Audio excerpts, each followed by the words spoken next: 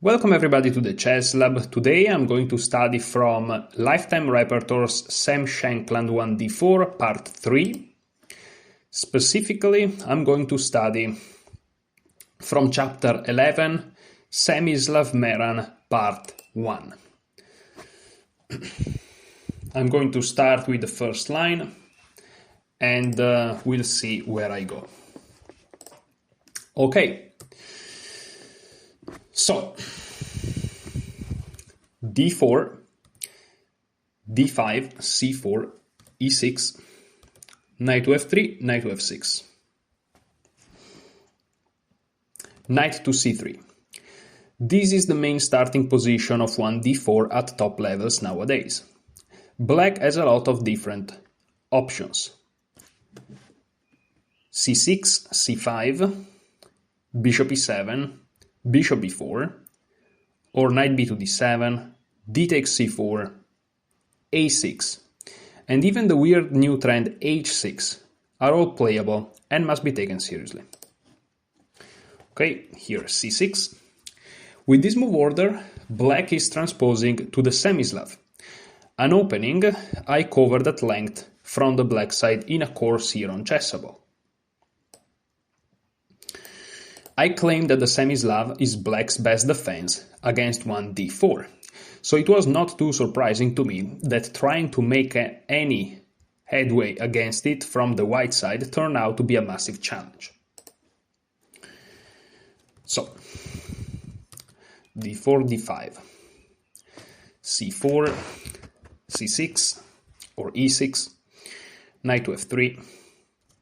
Well, on c6 it would be knight c3. So e6, knight f3, knight to f6, knight to c3, and now c6, transposing to the Semislav, and here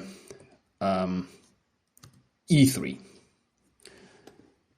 defending the pawn on c4. a6. This move has been seen from time to time, playing in the style of the Chebanenko Slav. Black is unwilling to commit his knight to d7 just yet, and may look to play c6, c5, and develop the knight to c6 in various cases. Anand used it to great effect, easily neutralizing Boris Gelfand for much of their 2012 World Championship match. But the move has not stood the test of time too well. b3. Knight b to d7. It's totally senseless to switch plans now. Bishop to d3, bishop to b4. It's too late to try to transpose to the main line. After bishop to b2, queen to a5, threatening the knight, queen to c2. Since white's bishop is already on d3, he need not fear any knight to e4 business, which would put the knight under very heavy pressure. He's ready to castle next and promptly look for a to a3, making black's queenside sortie seem pretty silly. Okay?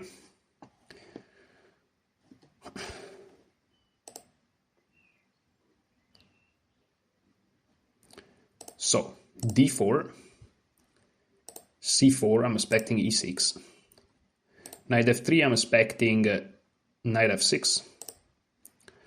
Knight c3, I'm expecting c6. So this is the Semislav. And now we play e3. And I'm expecting a6. Okay, now I play b3. Now knight b to d7. Now bishop to d3. Bishop b4. Bishop b2. Queen a5. And that's it. With the idea of castling and playing a3. Okay. Second line.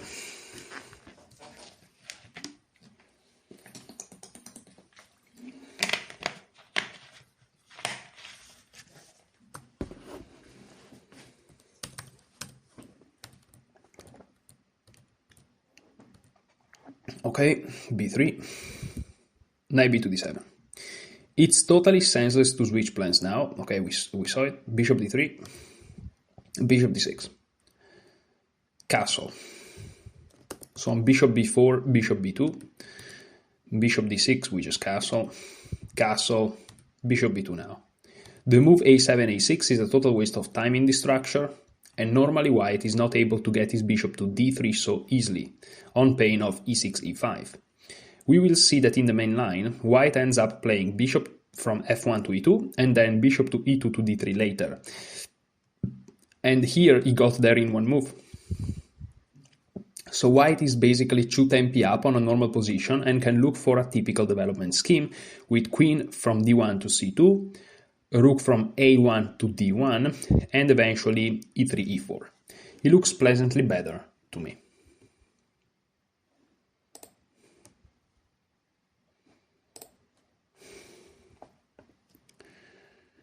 So d4, e6, knight f6, c6, a6, bishop, wait a minute,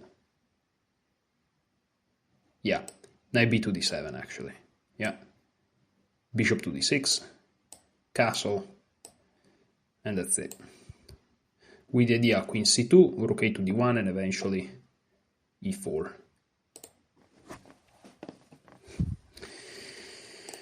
Okay, so this is an informational.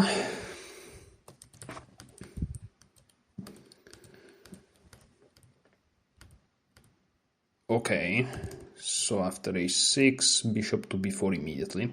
A very important move. Black provokes the c1 bishop to the inferior d2 square. So here we play b3, trying to play bishop b2. And if they play knight b to d7, which is inferior, we can just go with bishop to b2. No, we actually go with bishop d3, which controls e4. Whereas if they play c5, we're gonna see it. If they play 4 c5. If bishop b4 immediately, then if we go bishop to b2, we have to go bishop d2. If we go bishop to b2, white would really like to make this move, but unfortunately it cannot. After queen a5, as we saw in the previous line, queen c2, but now knight e4. And after rook c1, queen takes a2, because the knight is pinned to the bishop and so cannot capture the queen, and we are in trouble. Black wins material. Okay. So now that I'm looking at all these lines, I'm kind of getting the lines a little bit better. Okay, here I don't care about memorizing, so I'm just gonna do this. Okay, so Semislav, d4, d5, c4, e6, knight f3, knight f6, knight c3, c6, now e3, a6, b3, bishop b4, of course, and now bishop to d2 then. So let's reread it. A very important move. Black provokes the c1 bishop to the inferior d2 square. Bishop d2, we have to do this. Again, bishop b2, queen a5, queen c2, knight d4, rook c1, queen takes a2, we lose a pawn, so bishop d2. And here the knight is no longer pinned, so we don't fear nothing. Knight b to d7. I kind of want to make sure that I check knight e4.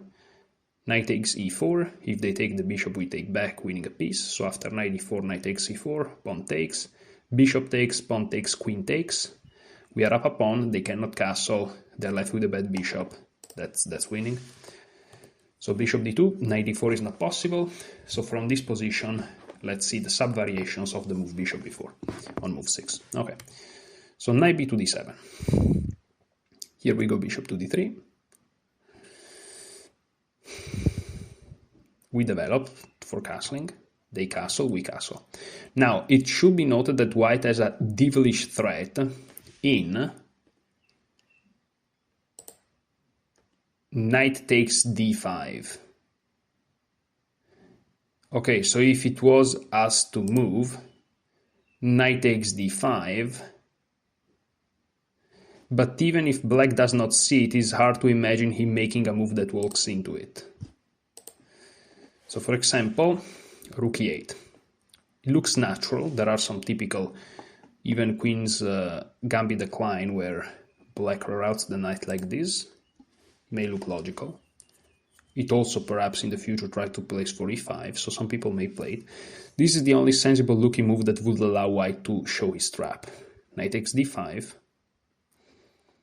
Now, of course, if they take the bishop, we take the knight with check, and then we take the bishop, so we win a pawn, a central pawn, not just a random one. So knight takes d5 has to be played, and now c takes d5. And now after bishop takes d2, we have d takes c6. White picks up a pawn after some brief tactics and should be winning. Okay, why? So I guess bishop c3.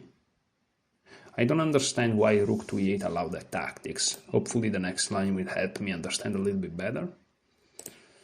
But for the time being, I'm just going to repeat this one and see. So d4, c4, what is it? Yeah, knight f3, knight c6, c6. And now in this position I play the move b3, bishop b4, forcing bishop d2. Okay, on knight b to d7 we develop for castling, we castle, and rook e8 allows this trick, because here we are down a piece, so we have to take it back, but we have this intermediate move. Okay. I want to see a line where the trick doesn't work.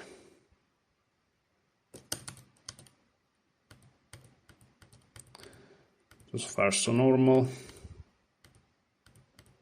Okay. Queen e7. This move is not totally stupid, and was even the choice of Magnus Carlsen in a game against Aronian. Black overprotects the b4 bishop, preventing the threat of knight takes d5, and is potentially ready to push through e6, e5. So if we play knight takes d5 now, they can simply take back with the pawn, winning our piece, and bishop takes doesn't work, because queen takes back. Okay, so queen e7 is one of those moves that doesn't allow the trick. Okay, so here what do we do? h3. I quite like this clever prophylactic move. The position is very subtle and difficult to fully understand, but the main point is that there are key lines where either black's f6 knight or c8 bishop will really want to make use of the g4 square. Okay, so you can envision some situations where perhaps you push this pawn, they push the pawn, you take, and let's say they play something like knight g4. That would be really useful. Okay, or perhaps after take, they have some weird bishop g4 things. Okay, so here they play rook to d8. This was the only move seen in human practice so far, but it does not impress me, as white has a lovely tactical resource to prevent black from achieving the desired e6, e5 break. So, first of all, what's going on here? Well, there is some pressure now on the d file. The rook is opposed to the queen. And so after the opening of these lines, it may be problematic. So let's see. Queen to c2. There are some tactics where they may take first on c4, and if we take with the bishop, there may be some b5, c5, and if we take with the pawn, they may have some e5, and after we take, this bishop hangs in some lines. So queen c2 not only moves away from the d file, it also overprotects the bishop on d3. So tactical shenanigans in the center are fine. Now e5 finally happens, and here we take with... Whoa, that's surprising. So after e5, which was black's grandiose idea, we have knight takes d5. Okay, I'm very surprised about this move, because I thought that it didn't work. C takes d5, so at the moment we're down a piece. Bishop takes, okay, but queen takes, and now what's the trick? D takes e5. And it transpires that the f6 knight is badly lacking squares, thanks to the h to h3 move. Okay. Black needs to be very precise not to lose immediately. Okay, so in this position it's very important to understand what black can and cannot do. So for example, knight h5, that would be a mistake because of bishop takes h7 check. So in this position is not that we're going to take back the piece, but we have massive compensation. So for example, here we take one pawn. So we already took one pawn for the piece, because here we are taking a pawn and they're taking a piece. And now we are taking another pawn, so we are taking 2 pawns already for the piece. Like in this position, if we count the pawns, we have 8 and they have 6. Here we take another one, so we have 3 pawns for the piece. And after king h8, c takes d5, we have 4 pawns for the piece.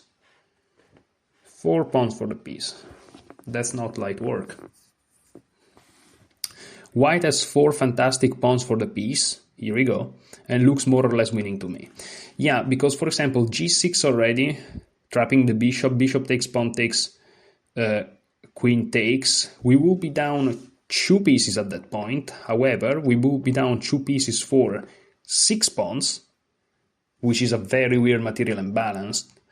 But we have 2 connected passed pawns. The knight's hanging with no squares would have to go back. But then already a move like knight g5 looks super scary, threatening checkmate and the fork to f7. Also e6 may come. Yeah, it's fantastic. And of course, I'm sure his engine checked. So I'm not even gonna check it. I trust Sam. So d4, c4, knight f3. Here we are, now c6. Hopefully it's not lagging. And here e3, defending the pawn, a6, b3, bishop b4 forces bishop d2, knight b2 d7, now bishop d3, castle castle, queen e7, okay. So, on this move what do? I think we play this h3 thing, which is useful in some lines. For example, rook d8, we have queen c2 over protecting the bishop. Okay, and now that they strike, we take with the knight. No, wow. I was convinced we do that. Oh, maybe, oh no, it's knight takes d5. Oh, it's here. Oh yeah, if I take with the knight there. Oh yeah, I said I take with the knight, but I wasn't still looking at this. Oh, it's this, of course, yeah. Okay. So they take. We take. Attacking the queen, they have to take. And now we attack the knight. And already they have to be careful. For example, knight h5. We check. And we take yet another pawn. Okay. Nice line. I have to remember that. There's just the sacrifice immediately. Of course, if you take, they can always take back and there's nothing. Okay, logical. It's lagging a little bit.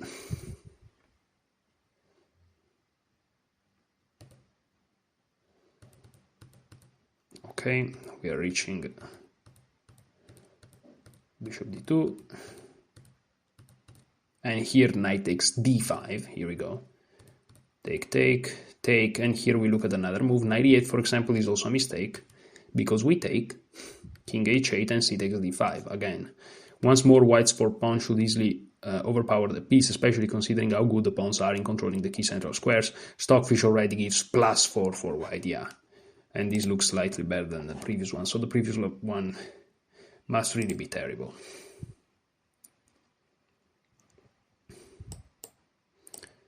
So d4, c4, and f6, knight c3, b3. Yeah, this whole thing is just the move a6, which is not even like main line or stuff, but okay.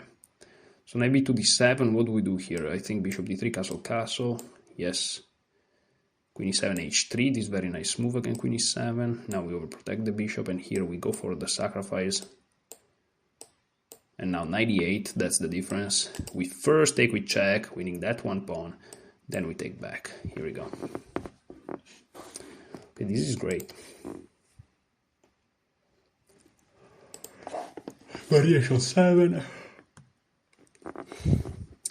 Usually Chessable doesn't lag that much, but I'm recording, so that's a difference with the usual grind that I do. It's a little bit slower, not much, but a little bit. So a6, b3, bishop b4, bishop d2, castle, castle, queen e7, h3, rook d8, queen c2. Now we take the d5 pawn, and yeah, of course, d takes c4, they have to win that tempo on the bishop. Bishop takes c4, we are still hitting the knight, and now we are also controlling the d5 square. And now again, so after this intermediate move, we kind of find ourselves once more in this situation, and they have to kind of choose where to go. They cannot go to e4, they cannot go to d5, they cannot go to g4, so they either go to e8 or to h6, or perhaps they play b5 or something. Notice knight e4, queen takes e4, b5, which attacks the pin piece, bishop takes f7, check, we win the queen, we win the game. So knight e4 is not possible. So knight d8, rook f to d1, pinning the knight on d7. Queen e7, unpinning. Queen f5. So if they move the knight, we take the rook, and then if the queen takes, we win on f7. Or bishop or queen takes f7 directly, probably. So h6, somewhat forced, since black must prevent knight g5. Oh, and we are also threatening knight g5. Okay, great. But now e6. We are crashing through that side of the board. Black is crushed. Yeah. Beautiful. Okay. So d4, c4. Usual stuff here. b3, forcing bishop d2. Castle, castle.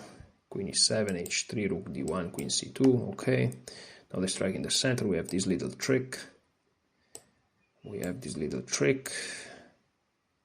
Okay. Is rook a to d1 or rook f to d1? I think it's rook a to d1. And it's rook f to d1, okay. This is one of those differences that I have no idea why it is, but this is what happened in the grind. Sometimes I don't understand. Okay. So b3, bishop b4, bishop d2, bishop d3, castle, castle, queen e2, h3, rook d1, e5, we have the trick. What do we do here? We attack here. Yes, intermediate move now. Okay, and now we have rook f to d1 for some reason. Why not the other one? I don't know. And now queen to f5. Yeah, if the knight moves, the queen is under attack, so we play queen takes f7, and now h6 to prevent knight g5. And now e6 though, and we crash through. Okay. Okay, so rook f to d1. That's just weird, but okay.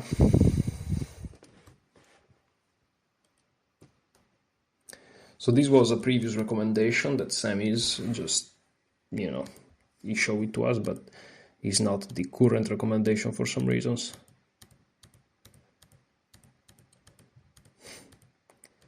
So far everything is the same.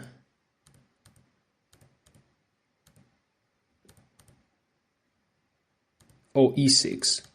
And black is crushed even here. Okay, so... But maybe it was... I don't know. If black is crushed... so here I can't... okay, so here I can't... Okay, just making sure that I'm not opening other pages. That overloads. Okay. So I've done 7 lines in 24 minutes. That's not too fast, but also these lines require just a little bit of carefulness. They're not easy lines. It's not one of those lines that on move 15 they have one move diversion and that's it. It's like multiple moves. Very tactical. I won't understand it, of course. So it just takes a second. Okay. And finally, we reach knight h5 after the intermediate move of taking. And this is also a mistake, so maybe b5 is the best move, because otherwise you're just giving back the piece. Or maybe knight b6 or something. Or maybe knight takes e5. I don't know. Knight h5, knight to g5.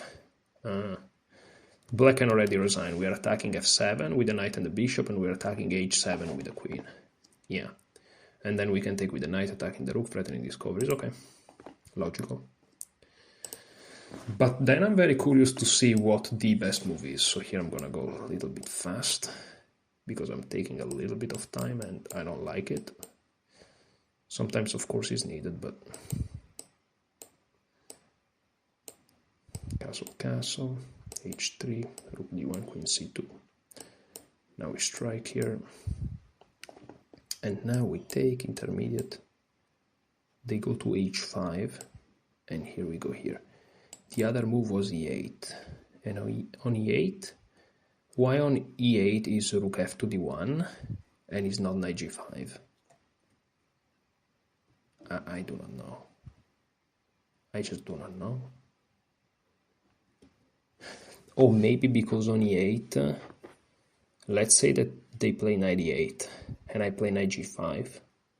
Maybe they can just play knight takes e5. So f7 is defended, that after queen takes h7 check, king f8, their knight doesn't hang anymore. And there is no mate. Maybe that's the reason. It looks suspicious, but hey. But here is just knight g5.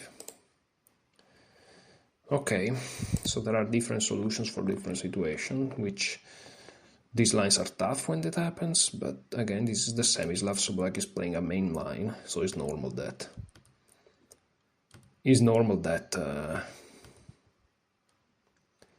that is difficult. It wouldn't be the main line otherwise. Okay. Yeah, b5. Okay, so that's the best move. And now bishop d3. Now black finally has a sensible looking square available for his knight. So now we basically reach the same situation as the very first lines without the intermezzo, but now there is a difference. There is the intermezzo, and so there is no c4 pawn for white. And so they can play knight to d5. Here we go.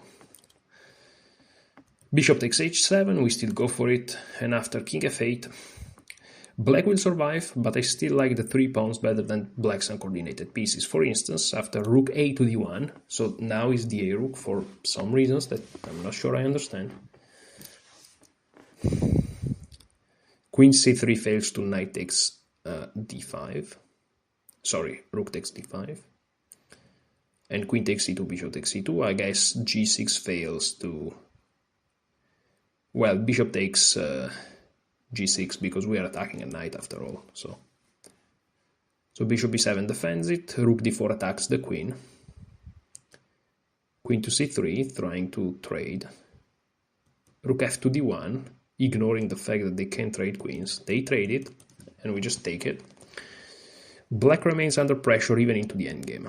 White has no major weaknesses, and his pawns are very healthy. In the long run, I think they should be better than black's knight. So this is a very complex position where we are down a piece for 3 pawns. One is the h3 pawn, and the other 2 is the double e pawns. It's very difficult to accept that this is okay. On the other hand, the position is quite complicated. If they move the d5 knight, is not clear where. If they move the d7 knight, we may already have e4, and their bishop on b7 is blocked behind the knight if they don't move it, which again is difficult to do. And our rooks are better, and we may play bishop to f5 to add pressure. Okay. I can see it. There may be e6, knight e5, knight g5, okay. I can see the point.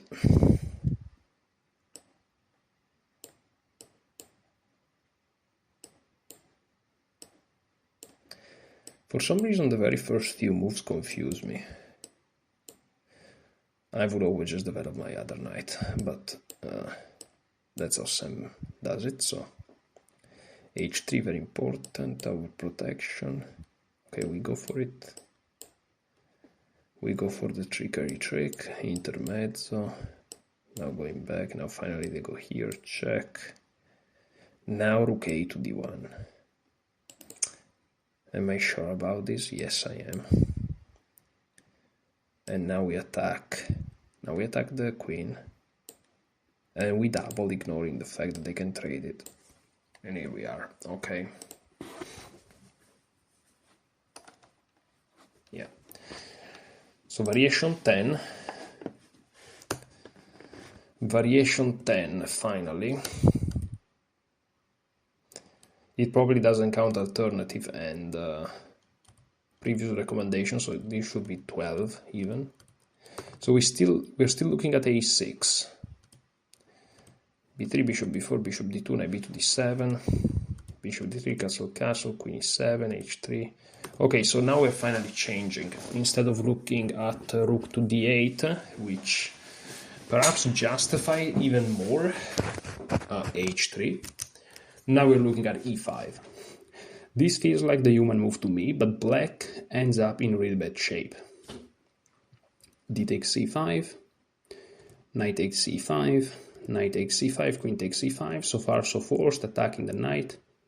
Knight takes d5. Ah, because the knight is not defended anymore. Sorry, the bishop is not defended anymore. And the bishop takes d2, knight takes f6. What happens if knight takes d5 though? I guess we just take it back and it's equal material. Okay. So bishop takes, knight takes f6 check. Would leave white with the pawn up after he takes back on d2, of course. So that's not ideal. So let's keep going. So d4, c4, knight f3, knight c3. Weird move orders, man. Okay, now b2, d7, bishop d3, castle, castle. Queen e7, we have h3, and now e5 directly. We just take it. We take it, the queen attacks this guy, and now we have the trick. If they take, we just take. Great. So we have done 10 lines. I always like to go out for a second and see it like a little bit broader. Yeah, 10 out of 43. Here we go. So since that's the case, I do some exercise. Every 10 lines, I take my weights and I do some exercise.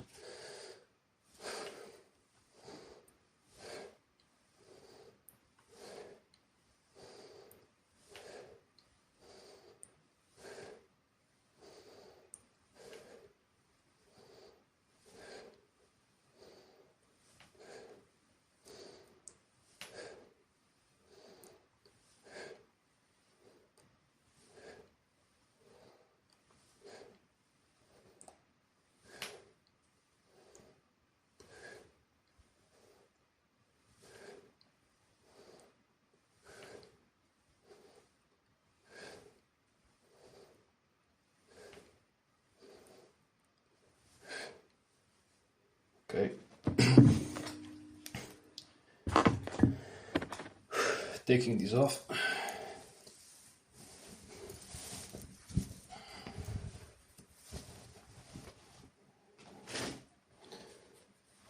Okay. Keeping my t-shirt inside. And let's keep going.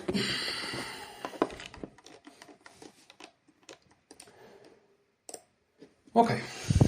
I'm a little bit more awake now. And that's another big upside of the exercise. It keeps you awake. It's like coffee, except you don't put nothing in your body. So that's pretty good.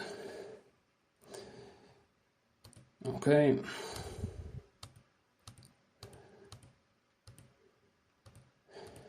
So we are again looking at this line. And again at this line. Okay, knight takes, so that's the other alternative. C takes, obviously. Now bishop takes, queen takes, and here what do? C takes. So what's the material situation? Is equal, but they have an isolated pawn, and we play rook a to c1. Okay, very instructive move. White has an obvious and clean advantage thanks to black's unpleasant pawn structure. So here they have pressure over to a1. So we move that rook. Also, if they play d4, we just take it, and after they take, bishop takes h7 wins their queen. And now the rook is beautifully placed. And yeah, we may go bishop e2, bishop to f3 to target this guy. We may go rook f to d1.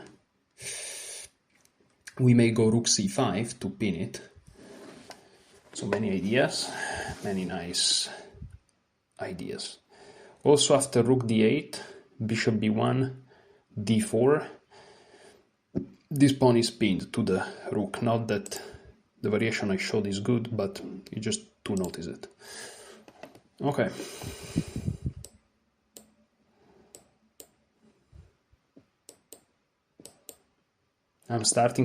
My mind is starting to accept that after d5, e6, and d4, c4, knight f3 is the move, which I would always play knight c3, but I have to change my mind here. So b3, bishop d2, bishop d3, castle, castle, queen e2, h3, they push, we take everything, and now we go for the trick. Here we take it, take, and rook a to c1. Okay, that was an easier line, at least to me. Everything is subjective. Okay, they take with the queen in this line, and then there is a long continuation. I'm very curious about this line here. So, okay.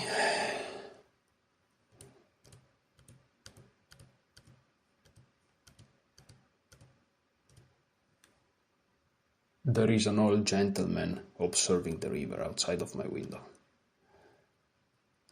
Okay, so e5, d takes e5, knight takes e5, knight takes e5, queen takes e5, knight takes, pawn takes, bishop takes, queen takes, and now queen takes d5.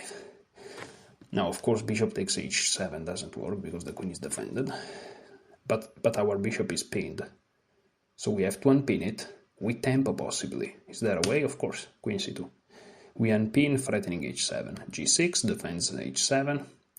And now a very counterintuitive move, at least for me, f4. But it makes sense. It took me some time to warm up to this position, as at first glance, I felt like black had to be more or less okay. But, upon a closer inspection, we realized the issue. Black's bishop on c8 is really atrocious. If it ever comes to e6, a well-timed f4, f5 looks very painful. But d7 is also set square and vulnerable on the d file. For instance, the computer offers the following continuation. Now, before going on, in this position it's difficult to remember the move f4, so how do you do it? Well, let's look at it. First of all of the pawns are on light square, so the concept of the bishop being bad is something that we have it. Now, here white has a pawn majority on the king side and the center, specifically the E and F files. Here there is a pawn majority. And so f4 may have some ideas in the future of also playing e4, creating the pawn duo e4, f4, and so bringing the pawn majority into motion. So that's something that can help me to remember. And also this is a pattern. This may actually be applied to other openings, why not? It weakens the king a little bit, but the dark squares cannot be exploited by their bishop, because they don't have one. A dark square one, I mean. So bishop d7, okay? So this is the computer continuation. Rook a to d1, threatening bishop takes g6, bishop takes h6, a6, g6, I mean, because the queen would be hanging. So the queen moves. And now e4, look at that. e4. Rook a to d8. e5. Okay, interesting. e5. There may be some tactics involving f5, where if they take on e5 and we take on g6, then we have bishop takes, but then the queen can go back to g7. Okay, this is interesting. Okay. So they move bishop to c8. The bishop could never find activity, so it might as well just get out of the way so black can play on the d file. But after rook d to e1, which overprotects the e5 pawn and prepares f5, white is ready for f4, f5 next. With a built-in kingside attack, he can always put his rook to f3 to stop any black hope of harassing the d3 bishop on the d file. And black is in big trouble. Note that after queen d5, which attacks the d3 bishop, no time for f5. Look at this. Rook f3 overprotects the bishop. The e5 pawn is protected, so f5 is coming next. White is quite happy that once more the move h2, h3 is showing its strong prophylactic use. f4, f5 is coming, and black will face a vicious attack. Very nice position. This is a very nice position. I like this. Some lines I like, some lines I don't like, and everything in between, but this line I like. Makes sense to me. And I like the resulting position, so that's great. Yes. b3, bishop b4, knight bd7, castle, castle. h3, of course, we talked about it. And they strike immediately, we take everything. And then we go for this. Knight takes, we take, bishop takes, queen takes. We attack h7 with tempo. Okay, so now what do we do? Is here that we play f4 or rook a to d1 first? No, we play f4 immediately. Bishop d7. And now we go rook a to d1. Or we go f4. I don't remember. Okay. Now they don't have attack on the dark square, so now we go e4. And they're going to play rook a to d8. And now we play e5. Okay. And now we overprotect this pawn. So they play queen d5. And now rook f3 to overprotect the bishop. And ready for g4. I shouldn't say overprotect. It's normal protection here. But okay. 41 minutes for 13 lines. I'm not going at super fast speed, but also I'm understanding the lines, which is very important, and the Semislav is one of the main lines. So it's good that I'm taking my time here. Okay, so here something changes. So knight b to d7, we talked about it, bishop d3, castle, castle, and here we look at queen e7, but here there is bishop to d6. This is the main move by far. So basically the dark square bishop, well, in this a6 line, the bishop is saying I've done everything on b4. Let's now go to d6, which is my typical square, perhaps playing for e5. However, the bishop and the knight on d6 and f6 are like forkable, potentially, so we try with e4. This was the main move for a long time. I find it very strange that it has not been played since 2012. I think black is more or less okay, but his position is definitely under some pressure. So d takes, knight takes, bishop takes. White is obviously better due to his central space and more active pieces. Okay, they also have a bad bishop.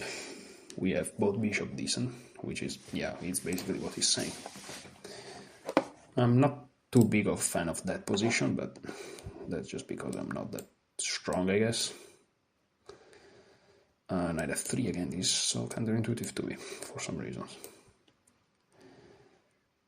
b3, bishop d2, bishop d3, and now bishop, okay, castle, castle, bishop d6 now. We strike, trade. Okay, easy line.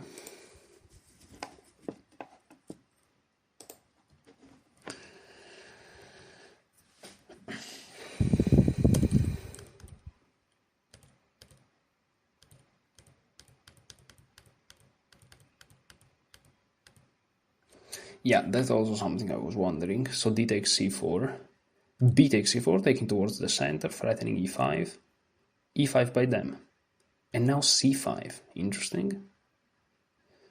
Things get complicated. They can take on d4, or they can move the bishop. Not much to talk about. Bishop e7, trying to keep the look on c5. I seriously doubt this move would ever be played, but I suppose it makes some sense to keep up the pressure on the c5 pawn, yeah. But white retains an excellent position by playing similarly as the main line. So queen c2, e takes d4, knight a4. So eyeing the b6 square, being ready to take back on d4, threatening e5 to attack h7. White is ready for the usual h2, h3, and then play for e4, e5. Of note, in this case, white did not manage to play h3 in time to stop knight fg4, but after knight g4, bishop to f4, controlling the e5 square, so I guess h3 now is a thing, and looking at c7. It is painfully obvious that black is badly missing the bishop on c7. The knight will not reach the e5 square, queen f6 is not coming.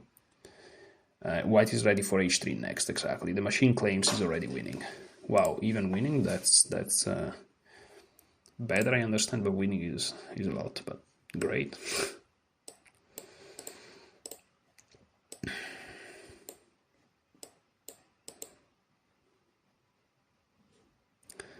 So b3, bishop d2, bishop d3, castle, castle, and now e5. No, bishop d6.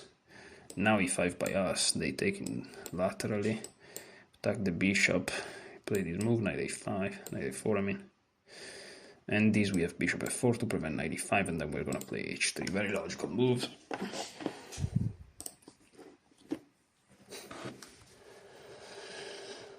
Today I'm tired.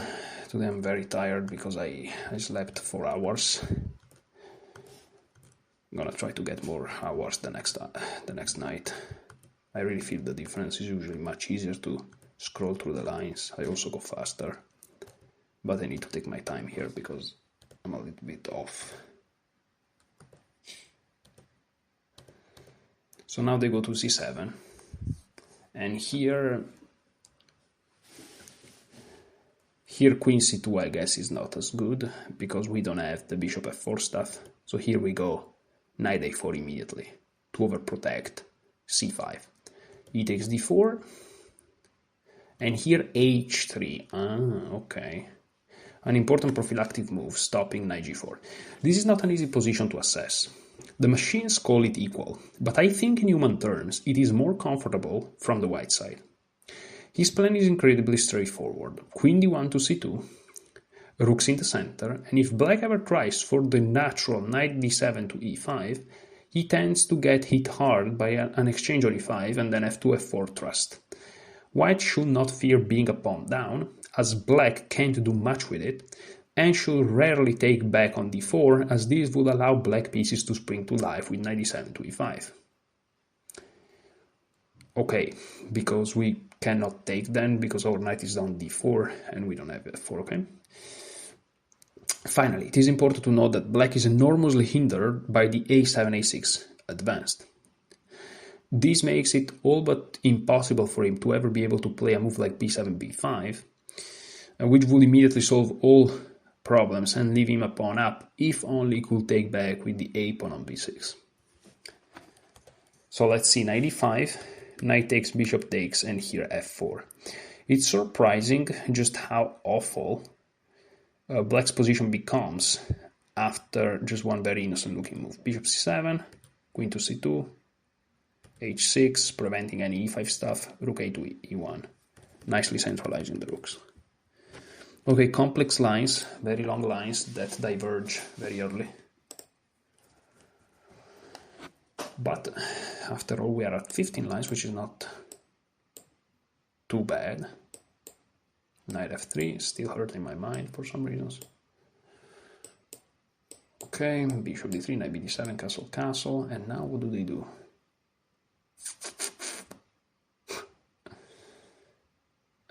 Bishop d6, okay. Take, take, e5, attack the bishop. Knight a4 now, if they stay on c7. And here, is it queen c2? Yes. Oh no. Oh, h3 now. Oh yes, of course. Confusing, okay. So d4, c4. Yeah, knight f3. And now b3, bishop b4, bishop d6. Castle, castle. Okay. So now what do? We strike, take, take. We attack. Knight e4. And now h3, prophylaxis against knight g4. Okay, and if they play knight e5, now we go for it.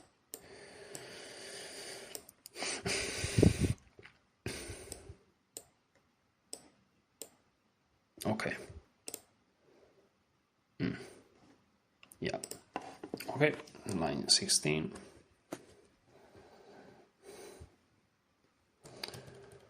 Okay.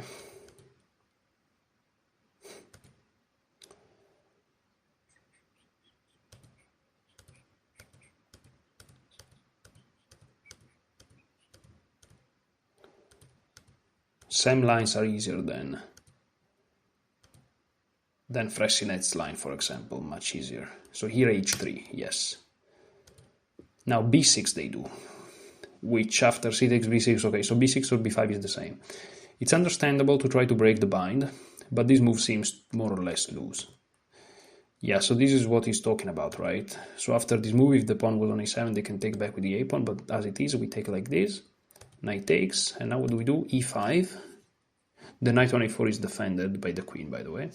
As soon as white gets e4, e5 in, black tends to be in very bad shape. So knight f to d5, and here rook to c1. So basically, the idea is to target the c6 pawn. That's why the b pawn shouldn't have moved.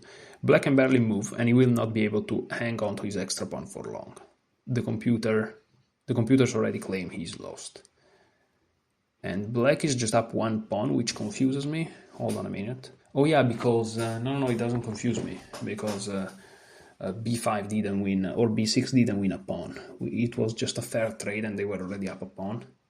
So up a pawn after a fair trade is still up a pawn, not two, because the second one is a fair trade. Okay. So d4, d5, c4, f3, knight c3, e3 to protect this pawn, otherwise b5 will keep it. Okay, now b3, bishop b4, bishop d2, maybe d7, castle, castle, bishop d6, e4 takes on c, strike, attack. Do we overprotect? Here, yes, on c7, now h3, very important, I missed it before, and now we just take it. And here we attack the knight for some reasons that I don't fully understand, and now rook c1.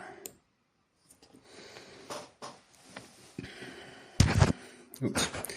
I don't know why did we attack the knight. Isn't it better on e5? Maybe not. Or maybe the other knight doesn't have d5. Or maybe we are just preventing moves like queen d6 to come with tempo, I don't know. I don't know why e5 is so important there, but whatever. So line 17.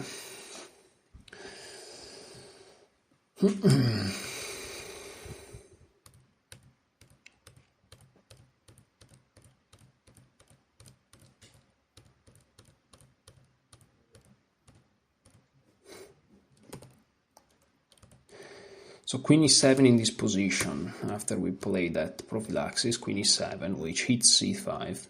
This is also less than stellar. After the natural queen c2, which we wanted to play anyways, now we just protect c5. And we still attacks d4, but it told us not to take on d4 actually. Now knight e5, as usual this is lousy because we take it. We will see this time and time again. Whenever knight e7, d5 comes, take it and push through with f2, f4.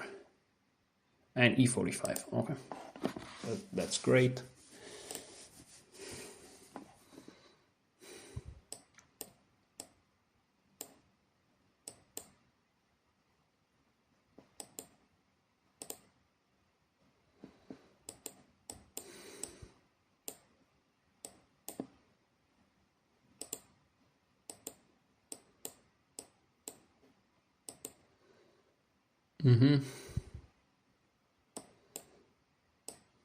Here we go, natural, and here you start to see that different lines often requires same ideas, so this helps memorization and understanding.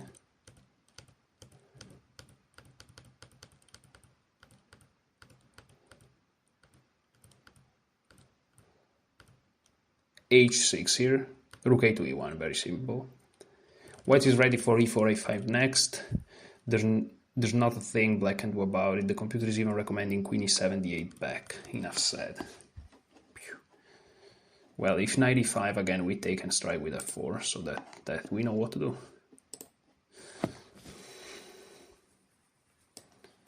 So let's go.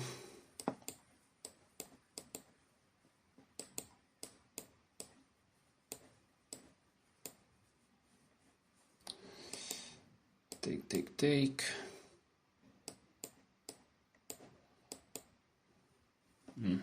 Queen c2 natural, and now we just, so that's the only difference with the previous line, but it's something. 19.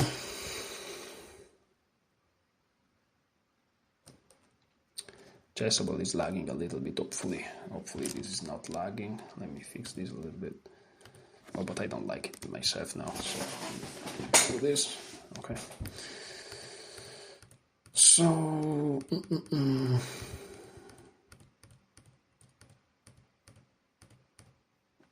so h6 immediately. So h6 immediately. We still play queen c2. Black has nothing better than rook e8 anyways, transposing to the main line. If they play queen e7, we go rook a to e1, transposing to the previous line instead. So this is exactly the same with one difference.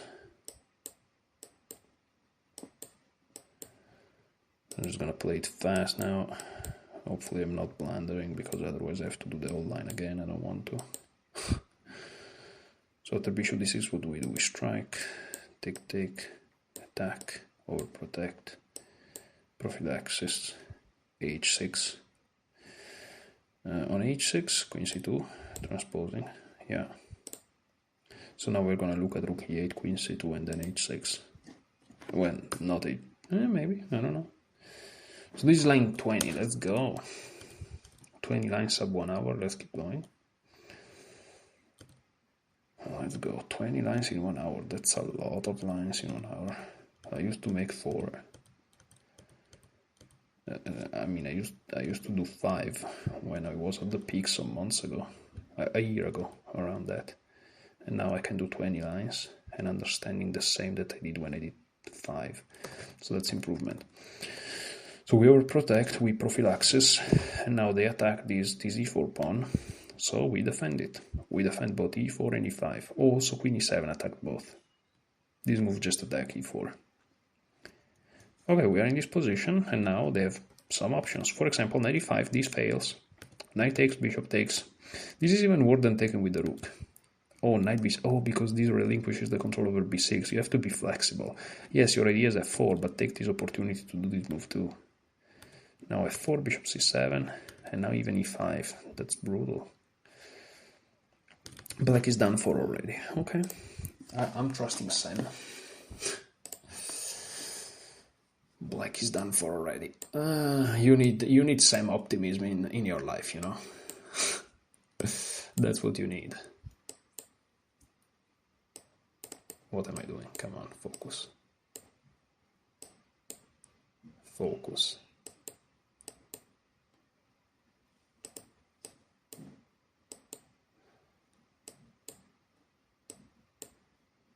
Now you exploit this square, and now you attack the knight. And black is done for. Okay, so I've done 20 lines in less than 1 hour. That's great. That's great, that's a decent pace. And let's look at the chapter. 20 out of 43, okay? And now some exercises. Is the chair... I could go up a little bit more.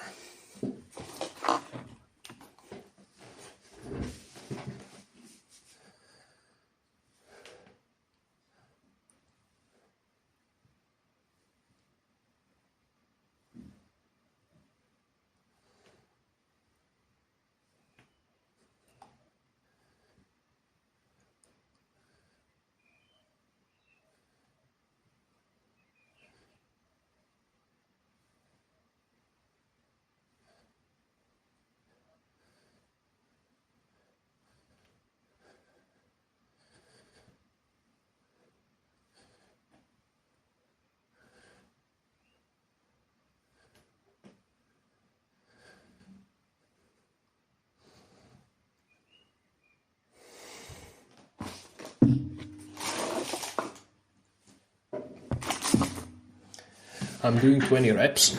I may want to do 25 because at 20 I start to feel the burn, at around 18, 19 actually.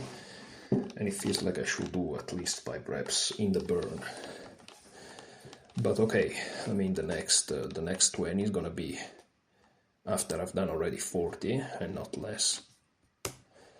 So probably 20 is gonna be good at that point. So d4, d5, c4, e6, the usual. Knight f3, just accept it, knight f3, okay? And this is the usual, and this is all a6. Yeah, because Stanisław, it has 2 chapters. Rook e8, queen c2, knight e5, and now rook takes, I guess. Yes. But now, of course, knight b6 is not as sensible. We just lose a pawn. So now f4, of course. And now, rook h5. Otherwise, h7 will fall after a subsequent e4, e5. I feel the burn. It's just 3 kilos each. You feel it. It's 4 shoulders, I guess, but I notice my biceps increasing too. They never increase my biceps, and doing this increased my biceps, which is unbelievable because I hate curls. I love a lot of exercises, but curls, I just hate them.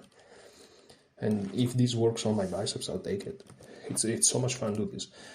Anyways, so rook h5, because of course here, the idea is that you play f4, e5, and after e5 the knight moves and h7 falls, so rook h5 defends it, overprotects it. Otherwise h7 will fall after subsequent e4, e5, exactly. And now what do we do? A rook to f3. White stops any sacrifices on the king side. Oh, because they may be threatening bishop takes 2. Okay, so rook f3. White stops any sacrifices on the king side. His plan will be to play rook from a to e1, and eventually queen c2 to b2. Alright, I guess. Oh, perhaps to eyeball b6? I don't know. It will take some time, but once everything is ready, e4, e5 will be blast through. Or maybe because after e5, knight e5, if the queen is on b2, we can take on e4, maybe? So for example, bishop d7, rook e1, queen e7, queen b2. These attacks d4. Because I guess their bishop doesn't have squares rather than d7, but this leaves the d4 pawn unprotected. So this position is more complicated than the time I'm spending on it gives it credit to, but we gotta keep moving. So d6, the usual here, knight b2, d7, castle, castle, strike, takes, attacks, overprotects, prophylaxis, protecting, takes, if take with the rook we strike, there we stop any sacrificial idea, and now we overprotect the e1 pawn, so after the e1 pawn, the e4 pawn, so after e7 we have queen b2. Oh, we also attack b7, yeah, very logical. And I mean, black played very natural moves, so... Okay. Opa! So c4, e6, knight f3, knight f6, knight c3.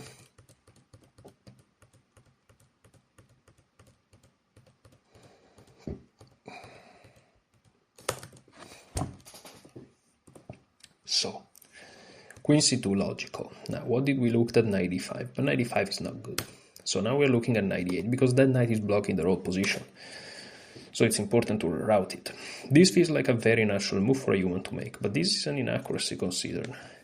After all, knight d7 to e5 seems to always fall on his face, which is what we already looked at. And this way the knight can head for g6, so he's talking now about knight f8. The knight can head for g6 and clear a route for the c8 bishop, exactly, allowing black to complete his development. But it is wrong. Why? Because we play e5, which is a novelty. This is the move white wants to get in, gaining space and opening the position for his bishops. It turns out the pawn is immune to capture. Okay, well, it shows if he goes back, so... The pawn can technically be captured. And also, h7 now was overprotected, so it feels like we're losing another pawn and we already lose one. So what is it? We're going down 2 pawns? But let's say knight 6 to d7. Bishop g5. That's nasty. Black is forced to weaken his king side, f6. Takes.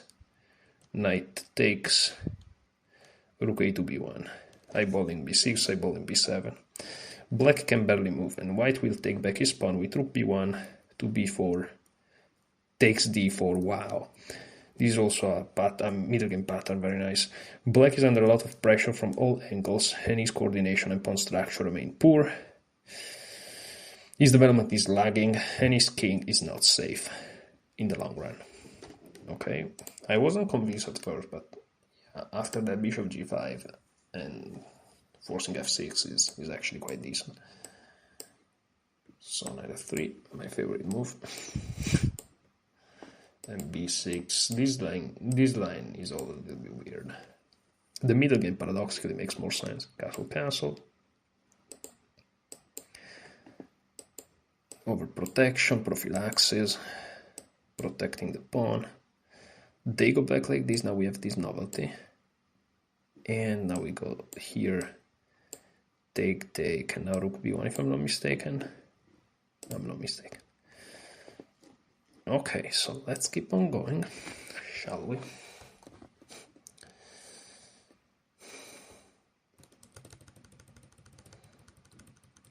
And this is all standard stuff. All standard stuff. Okay, let's say that they take it. Knight b6. Ah, that's the idea. Knight b6. Okay. And after rook b8, knight takes, rook takes, bishop here. Okay, white wins material. Wow, beautiful.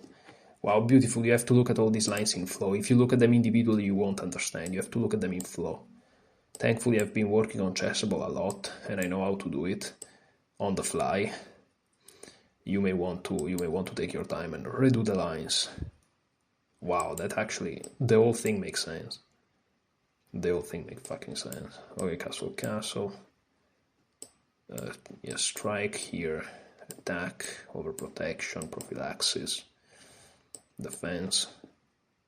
Now we strike, and look at that. We first hit the rook, and if they go here, alignment, crazy, look at this. Beautiful. So now rook a7 probably. Yeah, no, I don't know. yeah, rook a7.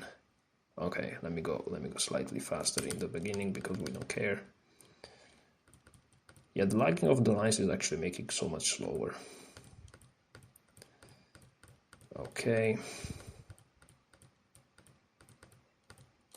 Okay, so now rook a7. This set move turns out to be forced. The rook will remain passive for a long time. What if we do the same and then go with the bishop on b8? Like knight takes, rook takes, bishop to f4, and then bishop to b8. I guess there are ideas of rook h5, bishop takes h3. Yeah, so bishop g5, also that rook on h7 is terrible. So bishop g5. White plays as though he's not 2 pawns down, which he is though.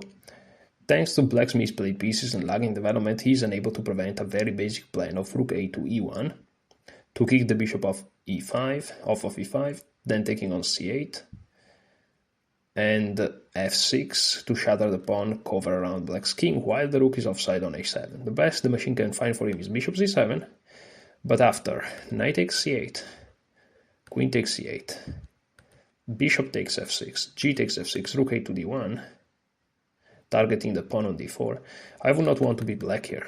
White will easily win back one of his sacrificed pawns, and the weaknesses around black's king, especially the f5 square, will be a massive problem for him. I showed in the Semislav course that a somewhat similar structure was okay for black when white still had the pawn on e4, which blocked more or less all of his pieces from joining the attack. But this is a different story. Bishop from d3 to f5, rook from d1 takes d4, knight f3 goes to h4, the attack plays itself, and black rook on a7 will have a hard time joining the game. Yeah, very active rook right there. Very nice. Okay. Knight f3, of course. Castle, castle.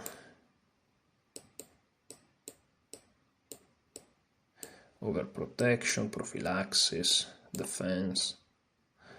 And now we have these tactical things. Okay, now what do we do? I just looked at this, I know, but what do I do here? I think bishop g5, yes, to shatter the structure. Well, this makes it easy. And now which rook to d1? I'm gonna go with this one. Oh, yeah. Okay, it's correct. 25. This is half of 50, is a quarter of 100. Let's go. Let's go. I'm gonna drink some water. I'm talking slow, so my throat is not hurting, but I'm still gonna drink some water.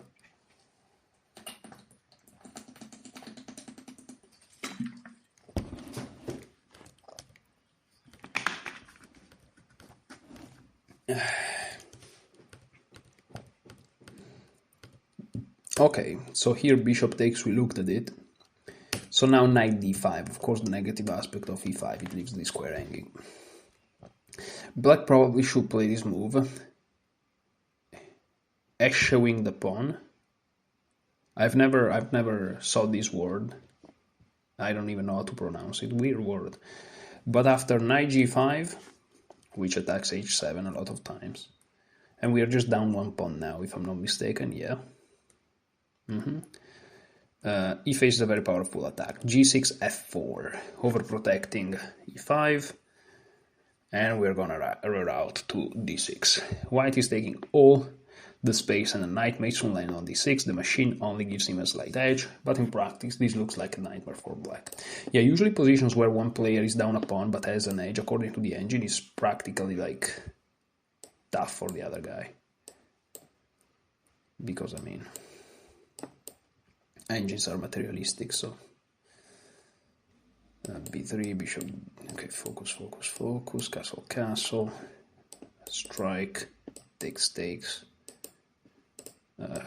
overprotection, prophylaxis, defense, knight back, we attack, they go to d5, and now, is it now that they face the attack? I think so, yeah, and now f4, is it? Yeah, I think it is, yeah, very nice, simple line, it's just long lines. These lines are tough because they are so long, and I have to really understand them. Yeah, there is a rook on e8, so f7 falls. I see.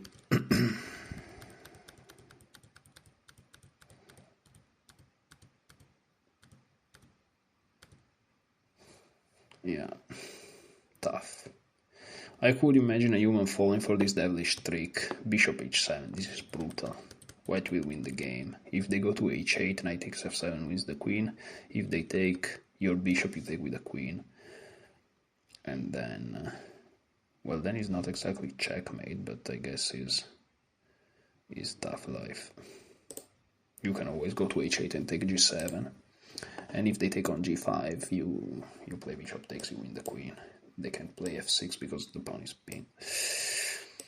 Okay, logical, everything is logical here. Let's keep on moving.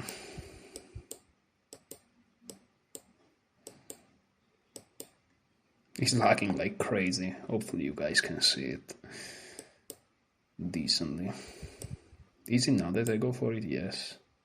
And now just this. Brutal. Brutal, man. Brutal. Approaching line 30.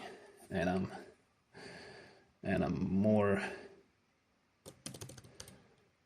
I'm going much faster than before. I'm taking on some speed because the first 10 lines are basically now ingrained in my mind. So I'm going faster in all these lines. Okay, so we attack h7, bishop e6. Great move. According to the machine, this is black's only move to remain a little worse, and it strikes me as absurdly difficult for a human to find. Who just gives up the h7 pawn like that? It's a good question. Well, maybe somebody that thinks that they're already down a pawn and sees that the alternatives are trash. Bishop takes h7. Now the following sequence is rather forced and not too easy for black to play. So if they take with the knight, we enter with the queen, and GG, why not? So they play king h8. They're threatening to play g6 probably. So we go back. Now if they take our bishop, f7 falls, but maybe it's fine. Yeah, exactly. Bishop takes f5. It's not easy for a human to hang the f7 pawn like this, but luckily for black, white cannot get away with taking it. Yeah, if we take, they move, and after we can take their queen because our queen is under attack. So queen takes f5 first. Now we're threatening. Knight takes f7, queen d7, still hanging the f7 pawn, just to be clear. Queen takes f7, threatening, not sure what I'm threatening, maybe queen h5, I don't know. Queen takes, knight takes, king g8, knight g5, bishop takes. So now what's the material count? 1, 2, 3, 4, 5, 1, 2, 3, 4, 5. Somehow the material count is equal. Oh, because we won f7 and we were not down 2 pawns. And rook f to e1. Rook f to e1, not the other one? Dude, you're crazy. Dude, you're crazy. Oh, because the other one goes to the b file. Finally, black can bail out into a somewhat worse endgame, where is 4 on 2 central queenside majority is quite ineffective in the long run. Conversely, white's kingside majority, 3 against 1, could really start to matter if some pieces get traded. Curiously, Stockfish calls this position equal, while Lila agrees with my assessment that white should be better. Very interesting, okay. This was actually interesting by Simon. So I want to re-look at a couple of... Oh my goodness. It's lagging so bad. I want to re-look at a couple of lines.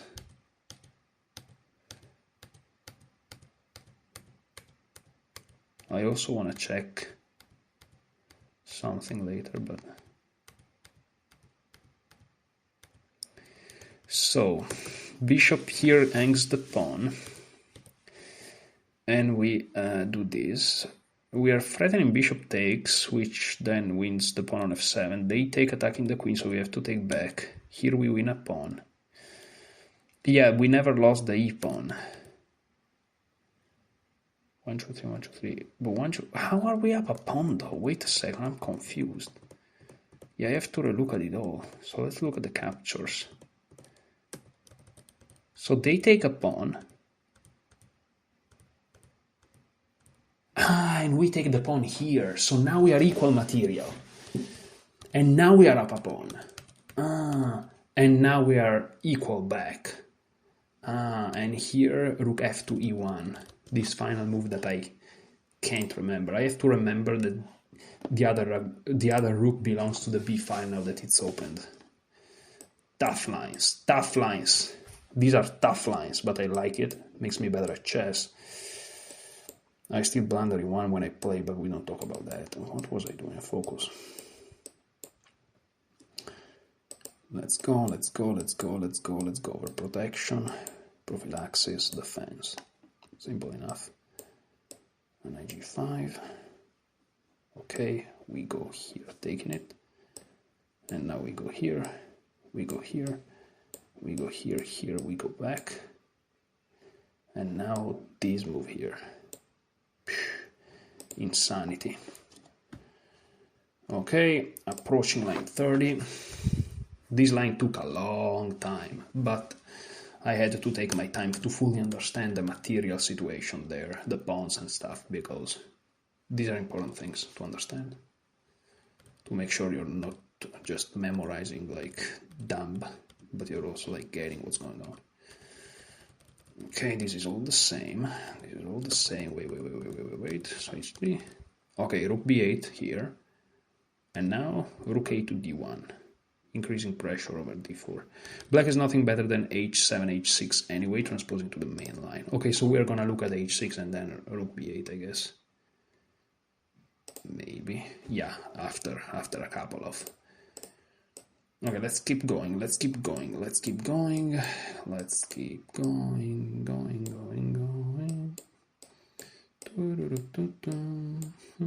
I usually sing when I study. I probably shouldn't.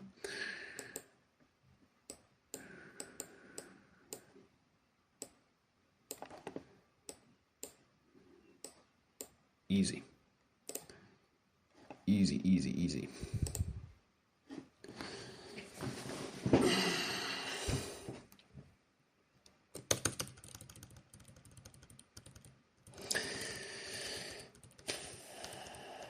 Okay, and now h6. Here we go. A very useful prophylactic move. there are a lot of moments when white wants to make use of the g5 square, and black can sometimes consider knight d75 a bit more seriously when it doesn't hang the h7 pawn following f2, f4, and e4, e5. Okay, so now what do we do? Rook a to d1 to transpose to the other one. And here rook b8 would be the previous variation that we're going to see the next line. But now b5. White should always be ready for the b7, b5 break, but it does not seem to work too well here either. This also is b6 is the same thing. We take it, knight takes, knight c5, we got a square. We got a square. What's the pawn situation? One. Yeah, we're down a pawn, but this one I knew. What else? Knight takes, bishop takes, rook f to e1, overprotecting e4, bishop to b6, queen c1. Interesting. Interesting. Tough line though. Very tough line. Black faces a vicious attack in the coming moves and his extra pawn is approximately useless. Tough lines, holy. But not only to remember, also to then convert in game. Tough lines. But these are the real ones. You know, these are the real lines. These are the tough real lines that you need if you want to play strong chess. I mean, simple lines make you feel good when you study them, but then you play games and you just collapse because they're not up the standards that you want them. You need strong lines, and strong lines are tough. So h6 now. Okay, so now we attack the guy. Now we take en passant. We jump here, and here we take it, I think. Oh my, yeah. And now rook f to e1, and then queen c1, creating some nastinesses. Almost move 30. Okay, I'm 8 minutes faster, because 10 lines is half an hour. But now it's gonna be, well, it's 22 minutes now, so I'm probably gonna do 25, so I'm 5 minutes faster than the previous lines. But on line 30 is where I hit the kind of the resistance of my mind. So far so good, but you'll see me kind of hallucinate in a second. After move 30, line 30. So, rook a to d1, we talked about it, and here rook b8. At high depths, my computer gives this move, presumably as prophylaxis against various knight a4 to b6. Ideas that seems to come up pretty frequently. Oh, because, I don't know. It's probably best, but still after rook f to e1, logical. Knight h5, trying to eyeball the f4 square. This looks like a very natural option to me, not only clearing the f6 square for black's queen, but also looking to potentially play knight d7 to e5, without running into f2, f4, because that square is enough protected, okay? But white has a nice respite thanks to the hanging knight on h5. Knight takes d4. Okay, normally this is not a move white is too thrilled about making, since it allows black to solve a lot of his development problems with knight d7 to e5. But here the time is right. For example, knight e5, the knight hangs on d4. And here, bishop to e2, interesting. And after queen takes d4, crazinesses. Bishop a5, black is up a piece for a short moment, but will promptly lose more than that. That is if he does not resign first. Wow, that's just that. Everything hangs. Okay, and that's pretty interesting. Come on, move. You know the moves, you know what to do. Move. I usually go always almost as fast as this, but I'm tired, so I don't even know where I am. This, if I'm not mistaken. Yeah, okay, this, and now, no, we can take. We have this situation, and boom. Okay, 30, I've done it. I've done 30, I want to look at it. Very important. 30 out of 43, okay. You know what this means? Exercise.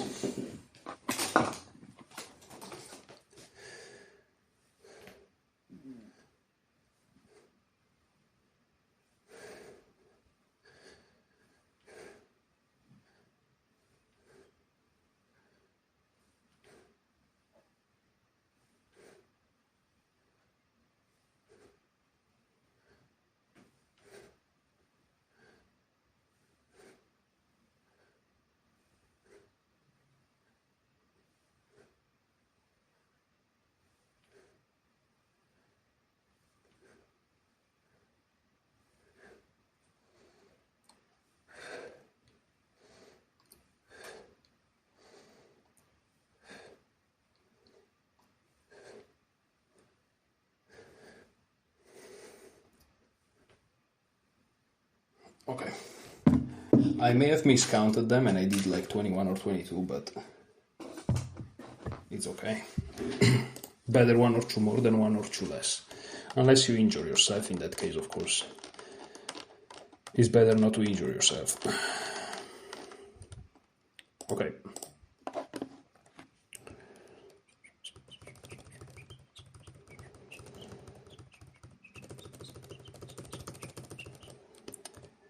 Why do you like so much Chessable? It's because I'm recording, and I've been recording for 1.5 hours. Okay, let's go. Come on, the last 10 lines. I didn't necessarily plan to finish the chapter, but, you know, since I'm here, why not? It's a good satisfaction to finish the chapter in one go. So again, okay, so bishop e2, we said that queen takes, runs into bishop a5. So now, queen to h4. What is going on? So let's count the material 3-3. It's equal material because we just take back the pawn, okay. So now bishop c1. A very difficult but very powerful prophylactic move. White is now ready for the incoming sacrifice on h3. Oh, they're threatening sacrifices on h3. Oh my. Well, I'm gonna take the full half an hour. So focus, bishop c1. Now, bishop takes h3. G takes h3, queen takes h3, bishop f1. Scary as this position may look, black has no major threats, and white's king is safe enough. The piece counts. So queen g4, bishop g2. A rook d2 b8. If white's bishop were still on d2, he could resign here, as he will not be able to prevent a disaster on f3. But thanks to the well-timed prophylaxis, he survives with queen e2. Okay? And after queen h4, because we were threatening to trade queens, knight f5. And black is out of steam. Wow, that's just beautiful. That's just beautiful.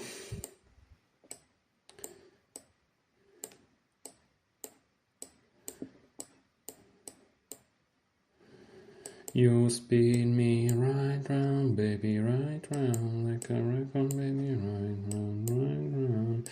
You spin me right round, baby, right round.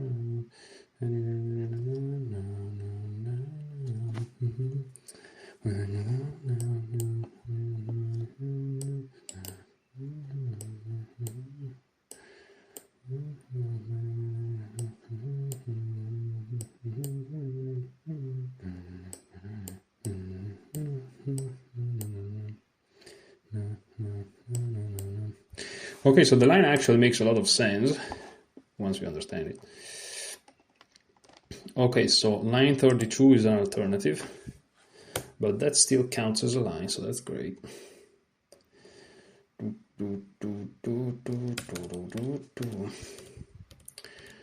Again, I'm trying to like restrain myself from singing, but you have no idea how much I sing when I'm not recording. This is nothing. This is nothing. It just ease my mind a little bit.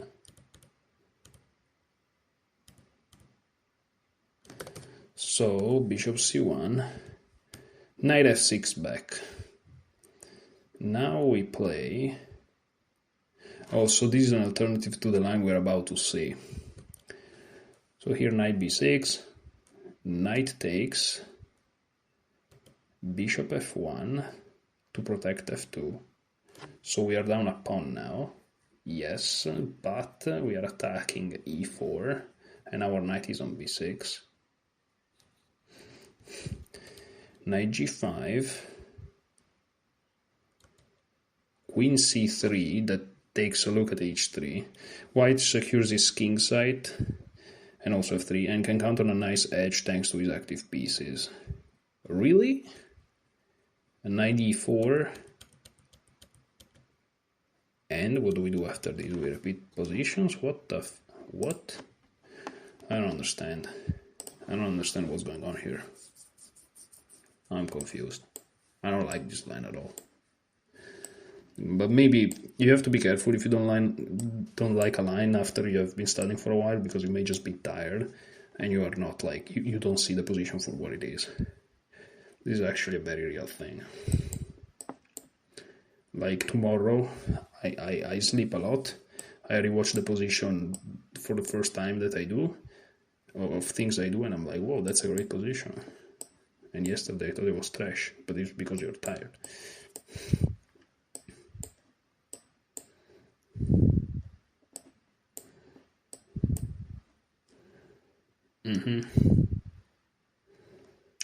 Okay, now it is equal material, but now things get complicated.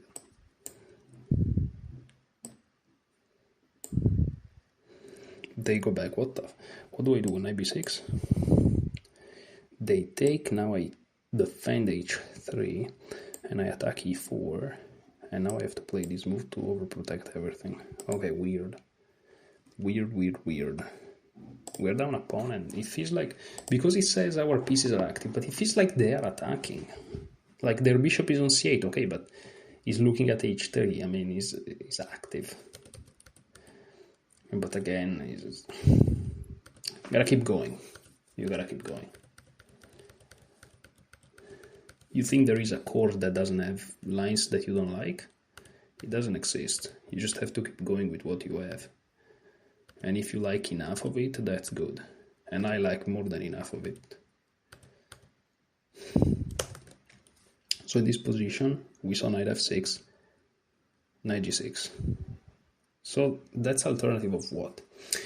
This feels very natural to me, looking to increase black's control of the weakened f4 square and open up the bishop on c7.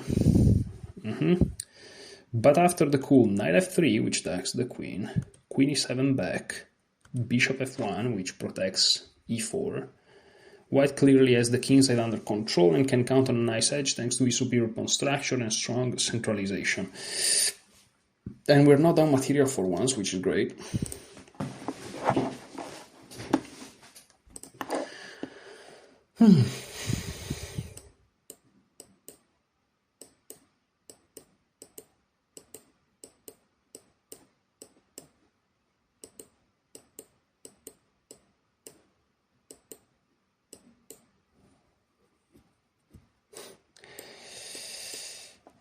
I mean, our pieces are in the right places, I see that. That I see. That I absolutely see. Okay, now what do I do? Here, go back, here. We are good. 34. 1 hour and 34 of recording, line 34. Funny.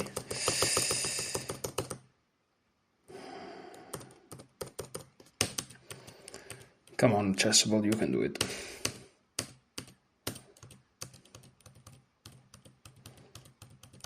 I like to expose my brain to the line from the beginning every time. I just like to do that. Whether it actually helps or not is debatable, but I like to do it, and it works for me. So after I go here, they can jump in. That knight, of course, is too strong, so we take it. And now we jump into b6. Okay. After bishop takes b6, we just take it. Black has no space for his pieces and will promptly get steamrolled in the center. I kinda see it a little bit, but yeah, I'm tired here. I don't see the position for what it is. I'm just looking at it in a weird way. Knight f3. Yes, I still have problems on knight f3. Like I remember all these other moves, and knight f3 takes me a second every time. Just what is going on?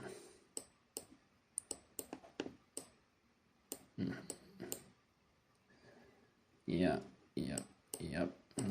Knight here. Here we gotta. Nope. Wait a second. We first go bishop c1. See also these moves. Then in game you have to remember them. Like you just play bishop c1.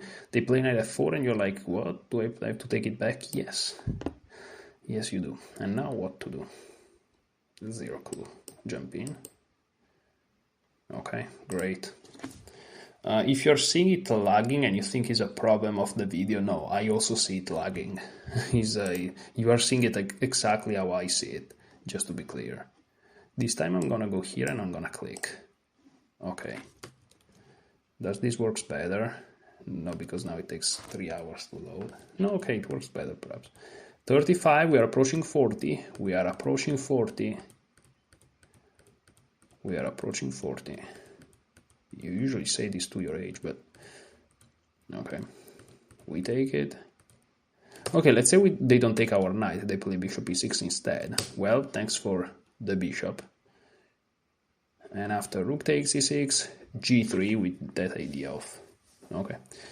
White should be better thanks to his mobile pawn center, better control of the open file, and the knight becoming a menacing piece when it lands on c4. So from a4 is going to b6 to then go to c4. Unless they take it, but in that case they're giving up even the dark square bishop. Yeah. Knight f3, let's go.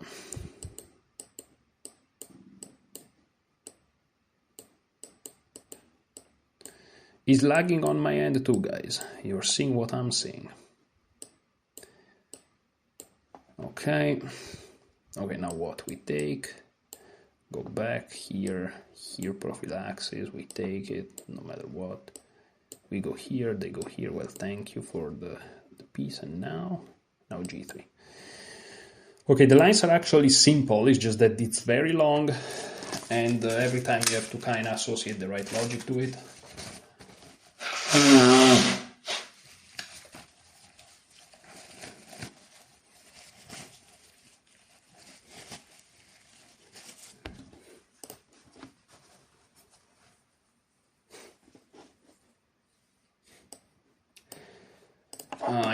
You understand why I can't wait to be done with this process of just looking at these opening lines.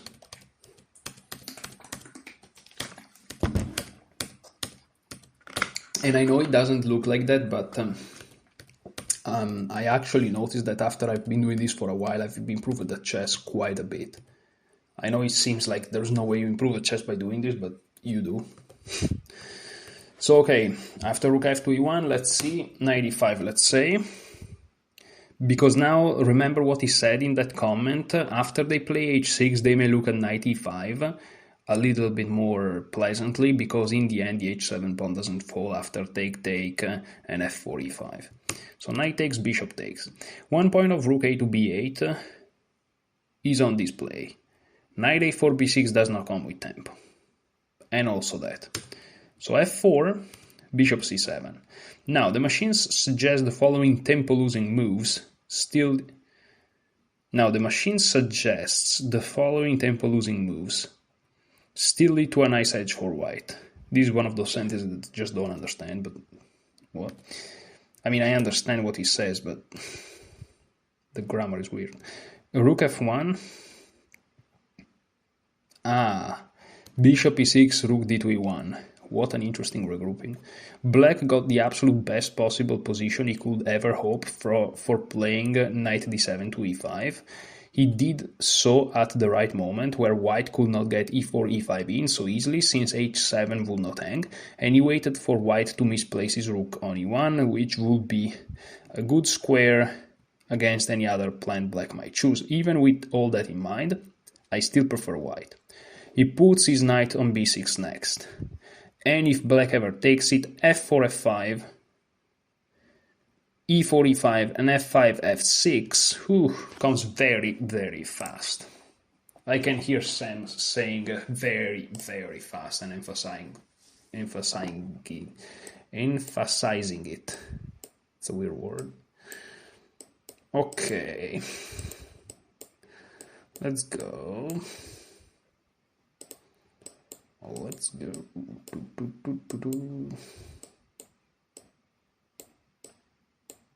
Knight there. Okay, knight here. I take. Bishop back to c7. What do I do now? Is now that I do the regrouping, or I have to play some other moves first? I think is now. Yeah. Okay, regrouping done. Regrouping done. 3 lines to go, and we are at 40. Well, 4 lines to go, and with the 41 included. Okay.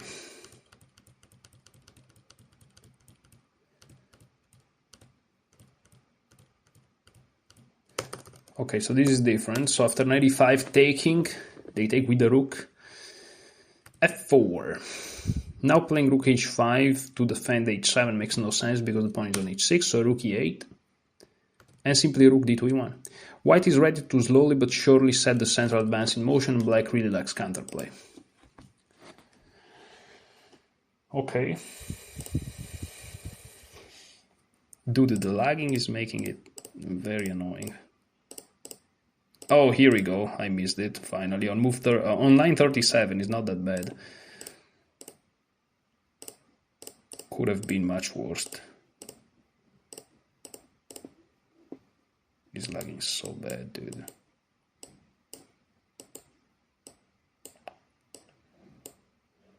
Dude. Oh, 95 instead of rook b8. Wow. Okay. So we just need one move because we didn't play rook f2 e1, which misplays. Also, that's quite different from the previous line. Yeah, there is no rook b8 here. Okay, so that was the difference. Interesting.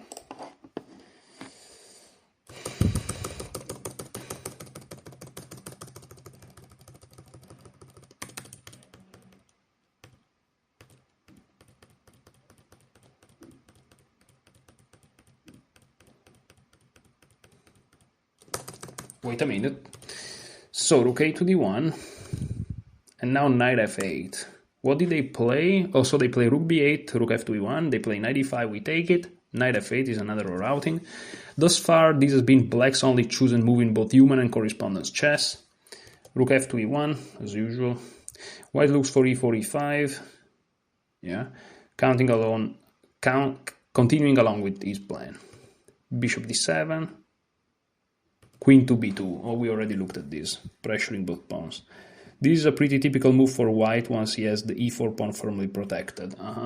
He's ready to take back his lost pawn and enjoy some edge, thanks to black's ineffective queenside majority. I have to reread because there are noise outside, and after 38 lines I can't focus.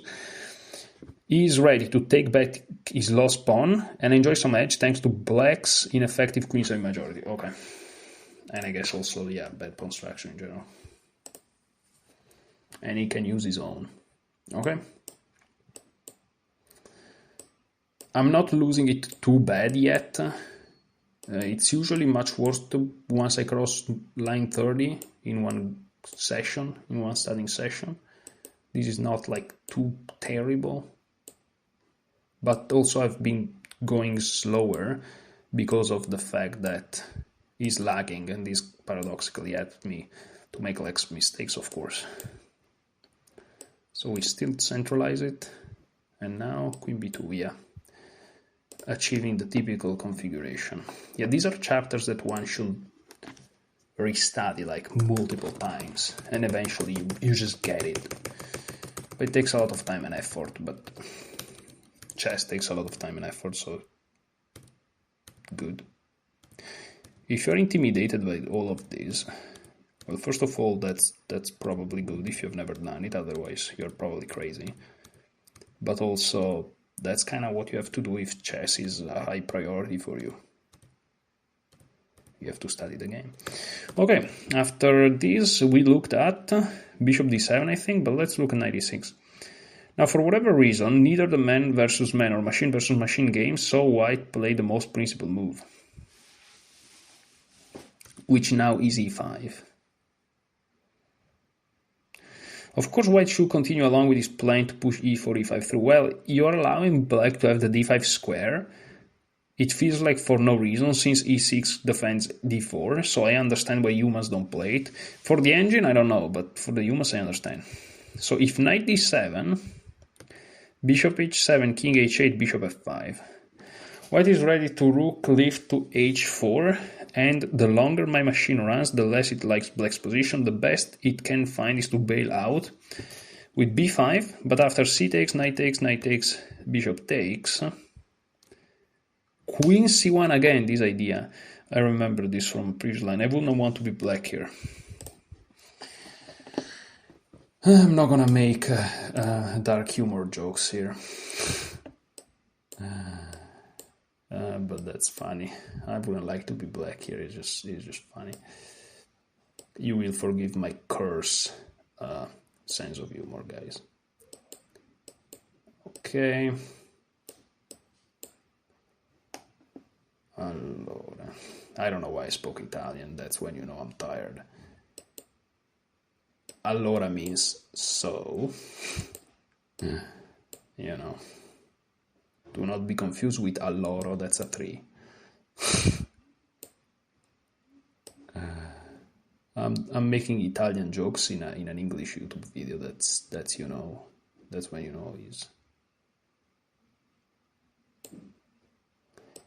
That's when you know.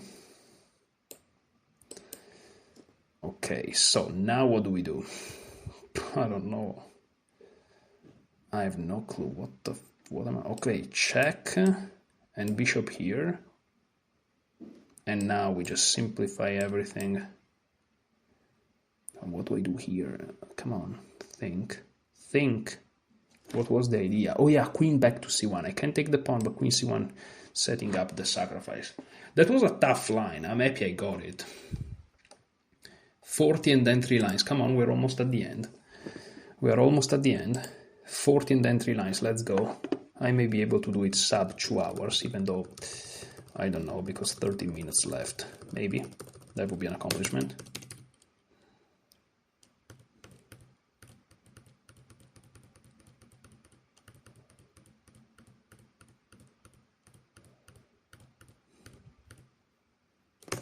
So let's say that they play knight d5, which is the most logical. Now queen c1, a high-class move. That's why humans never played it, I guess. But machine gun versus machine again. I don't know. A high-class move. Not only is white making a primitive threat to take on h6 when the moment is right, but he can also consider the regrouping. Bishop from d3 to b1, followed by queen from c2 to c1 to c2 to threaten mate on h7, or at least a strong attack. Okay. So queen e7... rook to e4. This is crazy. Black faces a vicious attack in the coming moves. White can look for rook to d1 from d1 to e1, overprotecting the e5 pawn, and then rook e4 g4 next, sacrifices on h6 are always in the air, and bishop d3 b1, followed by queen c1 c2 can always come as well. I could not mate the computer. I'm not gonna make jokes, but I would imagine that a human would very likely crumble in the coming moves as the pressure builds. I would also be remiss to not mention that black does not have an ounce of active counterplay. Okay. Sorry guys, but after I study 40 lines, my sense of humor is already cursed, you know, when I wake up well rested. So today I wasn't well rested and I've studied 40 lines of chess. But I played knight f3 without thinking. So you can imagine my humor is just broken at this moment, completely broken.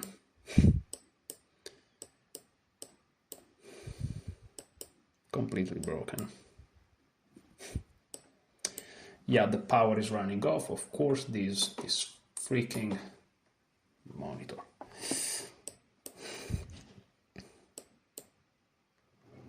Do I check?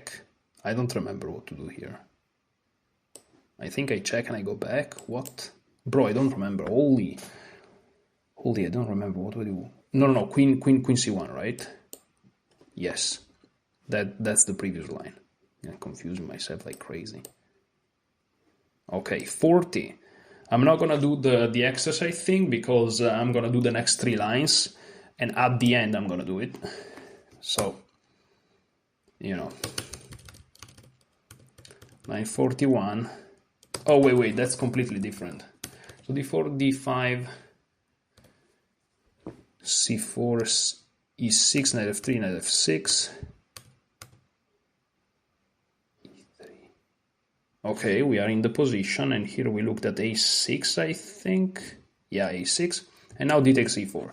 This is just stupid.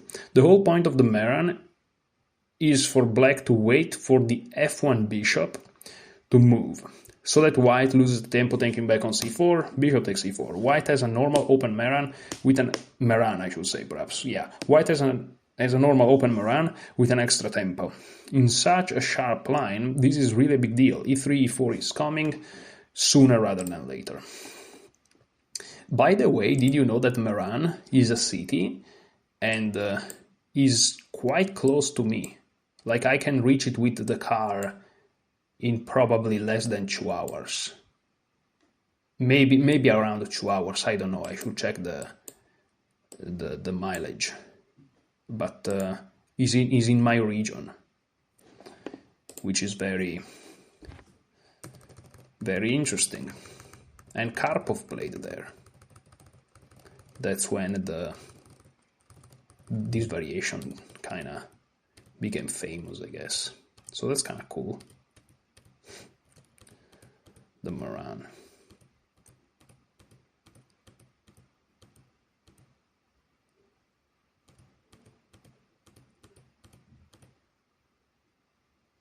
Wait, and now we are back to the other line?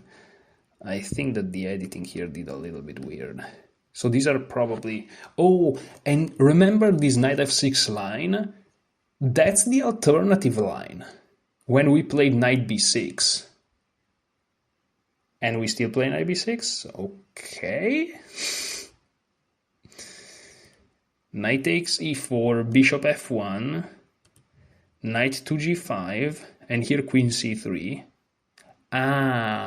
And here knight takes c8. Okay, so that's the alternative moment. White grabs the bishop on c8, which may have been about to sacrifice on h3. And we saw in the alternative line that queen c3, there is knight to e4 back. That's crazy. So knight takes c8, rook b takes c8, rook to e2. A final important prophylactic move seals black's fate. What are you talking about? We're getting mated. White is now ready for f2, f4. Oh, which I didn't even notice. Without a check on f3, picking up the loose rook on e1 coming in response. So g6. If knight g6, for example, knight f5. White's activity is through the roof and the machine claims black is done for. So g6, f4. Rook d to c8. Now if we take either of the knights, the knight on d4 falls. So queen c3, overprotecting the knight, overprotecting f3. And black is losing material. Okay, this is super tough line. So let's try to focus. The last 2 lines are probably the hardest. Metaphor for life. I was about to make a drug joke. That's how bad it is. That's how bad it is, guys. I mean, the last 2 lines are the toughest, and you make a drug joke. I've never done drugs in my entire life. How can I even conceive a joke like that? It's crazy.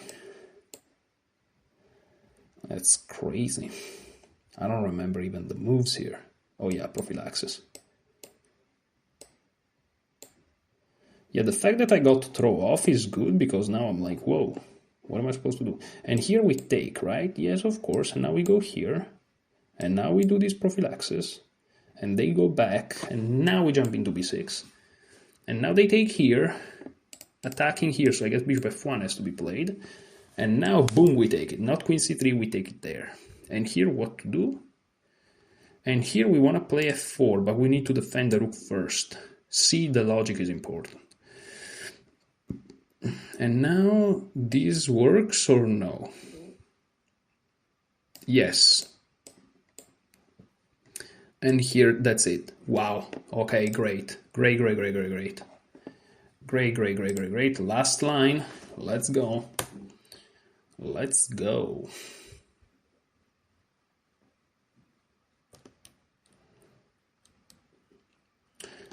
Okay, I'm gonna do my exercise before last line, so that I'm just gonna quit the video afterwards.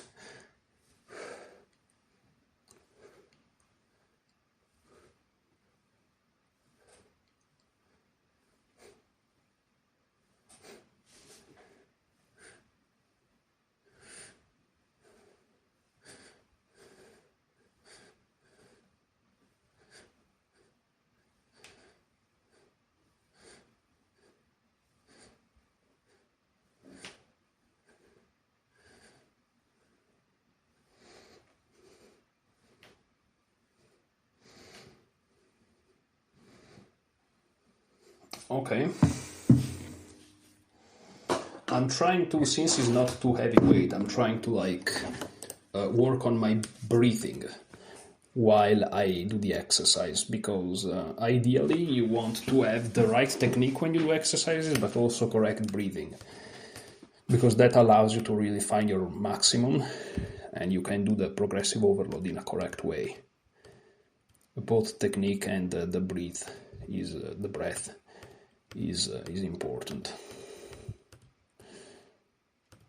So far so good. We are doing this.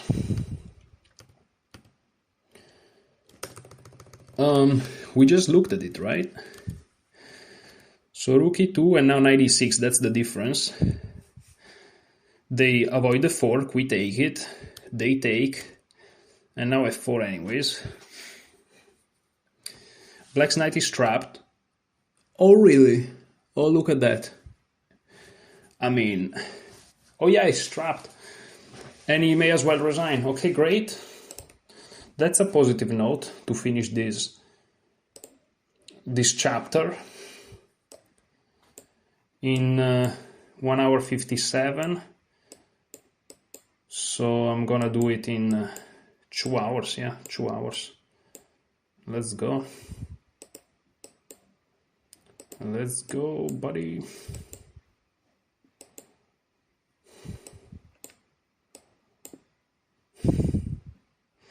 So now what do I do? Yeah, I can take now, because there are all these shenanigans going on.